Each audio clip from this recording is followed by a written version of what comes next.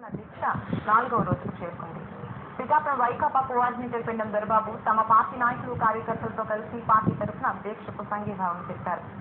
ఈ సందర్భంగా ఆయన మాట్లాడుతూ టీఎంసీ ఆస్తులపై పరిరక్షణకు వైకాపా ముందుగా నిలబడుతుందన్నారు. దొరబాబు వెంట నాయకులు బొద్ద రామయ్య, గన్నెపల్లి బాబి, బోనుదేవ, వీరేష్, రాంబాబు, దుర్గాప్రసాద్, పొల్లారెడ్డి, భోజనం, సాల్మన్ రాజు, ప్రకాష్ తదితరులు పాల్గొన్నారు.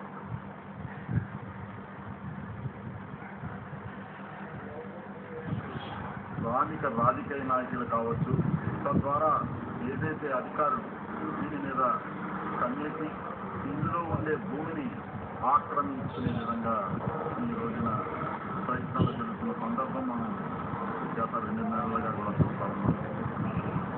100 సంవత్సరాల పైబడి ప్రహారీలు కట్టి హాస్పిటల్ పనిచేస్తూ ఉంటే ఈ రోజున ఈ ప్రభుత్వానికి కానీ ఈ రాజకీయ నాయకులకు కానీ ఈ రోజు గుర్తుకొచ్చిందా ఇక్కడ ప్రభుత్వ భూమి ఉన్నది అని చెప్పేసి వాళ్ళు ప్రశ్నిస్తూ ఉన్నాను. ఇక్కడ సంక్రమించిన డాక్యుమెంట్స్ అన్నీ కూడా స్థానిక ఎంఆర్ఓ గారికి సబ్మిట్ చేసినా కూడా ఏకాసక్తి అందులో ఉన్న కొంత భూమిని మాకు అప్పగించండి అనే ధోరణిలో ప్రయత్నం చేయడం అనేది ఇది చాలా తప్పిదము. దీన్ని పిఠాపురం యొక్క ప్రజానీకం అందరూ కూడా తీవ్రంగా ఖండిస్తున్నారు.